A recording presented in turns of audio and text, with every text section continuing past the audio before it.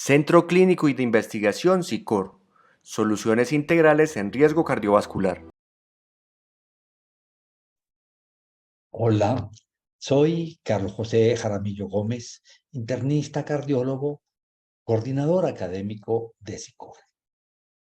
El propósito de la actividad de hoy es afinar la habilidad de ustedes para hacer el diagnóstico de fibrilación auricular, un problema que cada vez es más frecuente porque estamos envejeciendo fundamentalmente. Va incrementándose la prevalencia de fibrilación auricular a medida que vamos envejeciendo y los factores de riesgo que la facilitan también se van incrementando. Llega un paciente a urgencias fundamentalmente, me pregunto, ¿tendrá una fibrilación auricular? ¿Cómo se hace el diagnóstico de fibrilación auricular?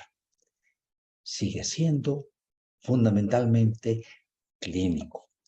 Y recuerden cómo lo clave es llegar a un diagnóstico preciso, porque ahora tenemos muchas facilidades y tenemos unas guías fantásticas que nos dan una orientación de cómo procedemos, pero una vez que tengamos el diagnóstico bien establecido, porque si aplicamos una guía para un diagnóstico inapropiado, hacemos una catástrofe.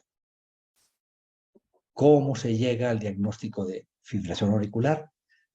Por sospecha clínica, pero debe ser documentado por un trazado electrocardiográfico. Si uno no está pensando en esa posibilidad, no la busca. Por eso, ante estos motivos de consulta, siempre hay que considerar esa posibilidad. El paciente que llega por palpitaciones, ha tenido un síncope o un presíncope, se descubre por primera vez una falla cardíaca o un paciente con falla cardíaca se descompensa. Hay trastornos cognitivos, de demencia o evidencia de enfermedad cerebrovascular, una manifestación de embolia sistémica, fatigabilidad de reciente comienzo. Tomamos el pulso y cuando encontramos un pulso irregular o ruidos cardíacos irregulares, tenemos que sospechar la presencia de una fibrilación auricular. Y cuando vemos un trazado electrocardiográfico de 12 derivaciones o un trazado dado por un wearable o un monitor, si se aprecia una RR variable sin que puedan identificarse ondas P y hay cambios de voltajes entre las diferentes RR variables, estamos ante el diagnóstico de una fibrilación auricular. Contamos con unas guías extraordinarias, especialmente la europea, y tenemos una versión en español de la Revista Española de Cardiología que se la recomiendo de una forma indudable. Todos tenemos en nuestra facilidad de biblioteca inmensa como es el celular, una aplicación para poder consultar todo lo relacionado con la fibrilación auricular. Pero firme siempre que el paciente tiene una fibrilación auricular. No podemos tomar decisiones si no estamos completamente seguros de que el paciente tiene una fibrilación auricular. Y esto lo hacemos utilizando el electrocardiograma de 12 derivaciones o una tira de ritmo que muestre ese patrón de fibrilación auricular de por lo menos 30 segundos. Y ya luego entramos a la siguiente fase que es caracterizar esa FA que hemos hecho el diagnóstico para tomar decisiones de qué vamos a hacer con el paciente conjuntamente. Aquí tenemos un paciente que llegó por palpitaciones, vemos el electrocardiograma y de entrada decimos, este paciente tiene una fibrilación auricular. Hacemos una mirada sistemática y encontramos que efectivamente hay RR variable. Buscamos la presencia de onda P y en ningún momento encontramos una onda P bien identificable, vemos simplemente una línea de base ondulada y vemos cambios de voltaje. Si hacemos un acercamiento que cada vez nos queda más fácil con los recursos tecnológicos que tenemos, encontramos esto que hemos encontrado y descrito ya, un RR que es variable. No se distingue una onda P bien definida, la línea de base es ondulada. Llegamos al diagnóstico de fibrilación auricular.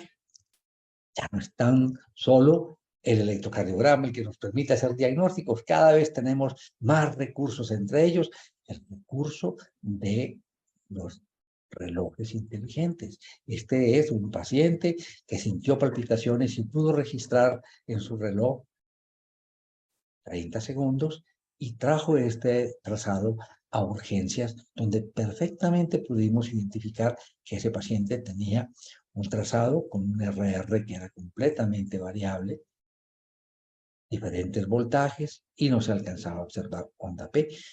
Esto nos hace el diagnóstico, pero uno quiere estar completamente seguro y toma un electrocardiograma de 12 derivaciones. Pues ahora tenemos muchas facilidades con los relojes, con tabletas como el Cardia, que nos permite tomar 6 derivaciones simultáneamente.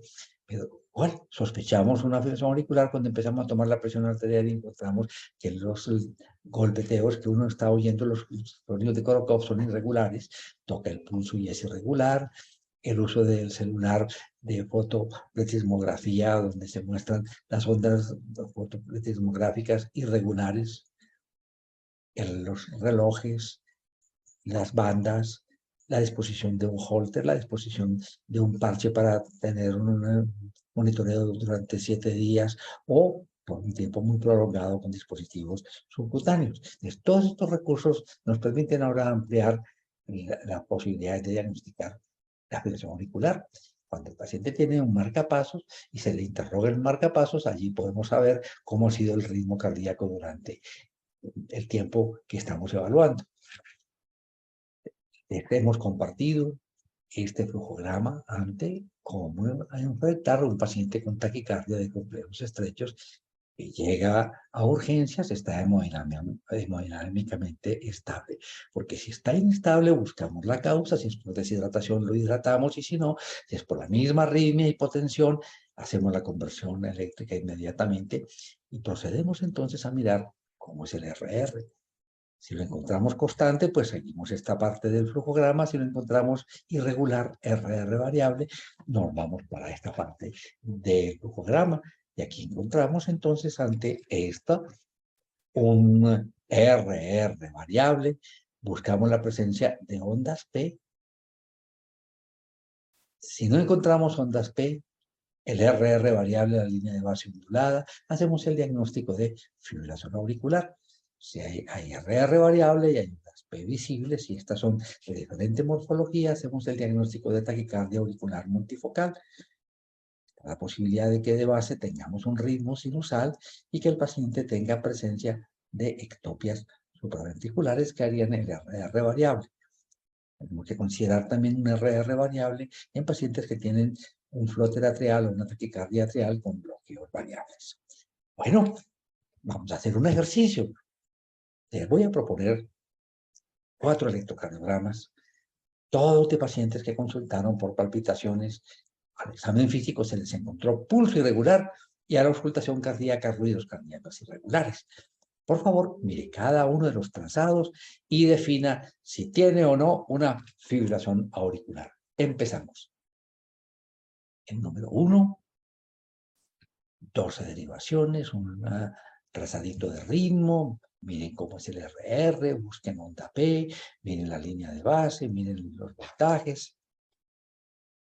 Segundo electro, palpitaciones, pulso irregular, RR variable, busquemos presencia de onda P, como la línea de base, si el voltaje es constante o es diferente.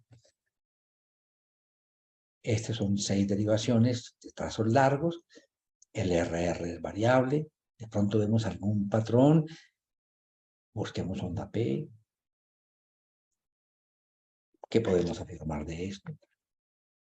Este electrocardiograma de entrada pensamos de que el paciente tiene una fibrilación auricular por esta irregularidad que vemos en la línea de base, pero nos llama inmediatamente la atención de que el RR es constante y miramos entonces las 12 derivaciones y vemos que las derivaciones de miembros están muy irregulares en su línea de base, pero tenemos muy bien onda P en los restantes. Bueno, aquí vemos la comprobación de lo que ustedes pensaron. tómense un momentico, si quieren vuelvan a ver los electrocardiogramas. El primero, efectivamente, RR variable, buscamos onda P, y hay una onda P muy clara, pero esa onda P tiene morfología diferente. Nuestro diagnóstico, taquicardia real multifocal. Y tenemos el D2 largo. Encontramos un RR variable, voltajes igualmente variables. Buscamos onda P y no encontramos onda P identificable detrás del complejo QRS. Lo que sí encontramos es una línea de base granular. Es un paciente con una fibración auricular. Este paciente encontramos efectivamente un RR variable, pero vimos cierto patrón y nos damos cuenta que complejo tiene onda P, complejo tiene onda P, complejo tiene onda P, característica sinusal, y se alcanzan a ver unos complejos que son irregulares porque son ectopias supraventriculares. Entonces, este paciente tiene una RR variable, pero no tiene una fibrilación auricular. Y cuando logramos que el paciente se tranquilizara, le pasara el frío, vemos ya con más claridad la presencia de las ondas P y podemos decir de que definitivamente lo que nos dio la impresión, lo vimos inicialmente, que habíamos apreciado las ondas P en las derivaciones precordiales, que este paciente no tenía una fibración auricular, sino un ritmo sinusal con una alteración de la línea de base. Quiero ponerles este reto. Y hace poco este paciente en consulta llegó porque se estaba fatigando fácilmente, le toqué el pulso, estaba irregular. Le hice una determinación del ritmo con el dispositivo de cardia. Y entonces nos encontramos con que había un RR variable. Me dije, este paciente con este síntoma, voy a buscar onda P. Yo no creo que vea con claridad la onda P.